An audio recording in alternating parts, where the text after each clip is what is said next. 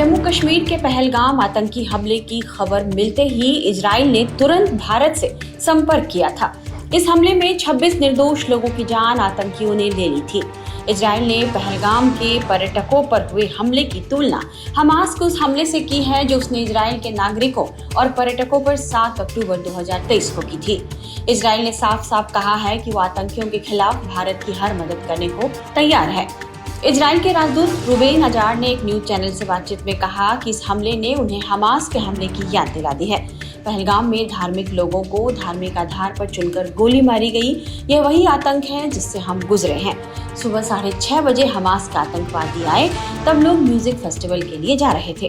साथ ही उन्होंने कहा कि इजराइल भारत के साथ कंधे से कंधा मिलाकर खड़ा है और आतंकवाद के खिलाफ लड़ाई में भारत को हर संभव सहायता प्रदान करने को तैयार है। अजार ने और क्या क्या कहा है, ये सुनिए। हम भारत के आत्मरक्षा के अधिकार का समर्थन करते हैं। भारत जानता है कि उसे क्या करना है। ये एक संप्रभुता का मामला है। देशों को आत्मरक्षा का अधिकार है और भारत के पास वो पूरा हक है। भारत को पूरी छूट है कि वो अपने तरीके से जवाब दे। भारत ने आतंकवाद के खिलाफ अपनी मजबूत नीति दिखाई है और हमारा मानना है कि भारत आतंकवाद के सामने कभी नहीं झुकेगा। इजराइल आतंकवाद से निपटने के लिए भारत के साथ खुफिया जानकारी, टेक्नोलॉजी और बाकी क्षेत्रों में सहयोग को मजबूत करने के लिए प्रतिबद्ध है।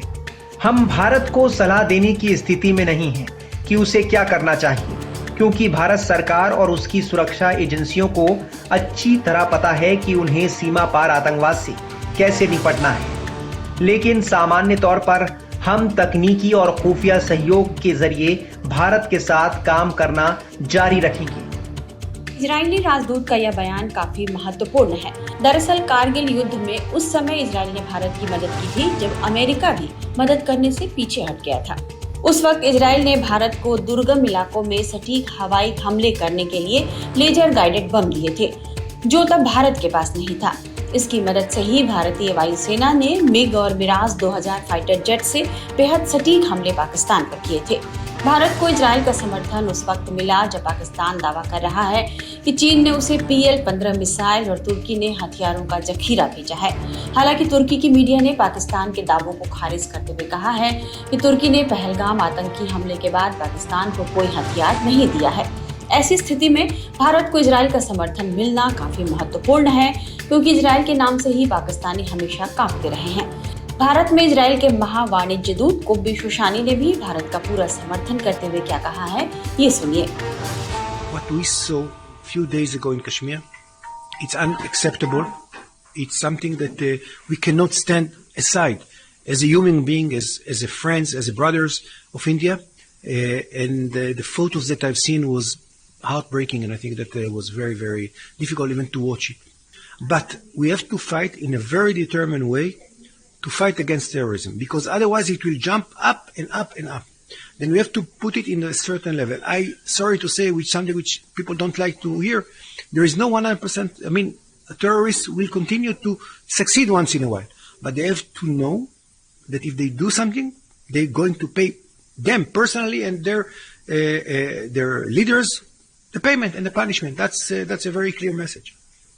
What's happened? First of all, I think that Pakistan needs to deal with the terror activities that they made in Kashmir and not dealing with the reaction of the reaction.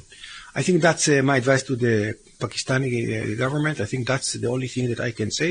I think that India playing in a very, very smart way into diplomacy and into relations with the people that actually sending troops into their places.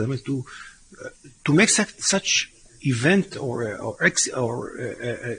massacre, I cannot even define it in a different way. It's something unacceptable in my point. When I've heard after this massacre, I said, my time is to go right now as a tourist to Kashmir. That was the reaction.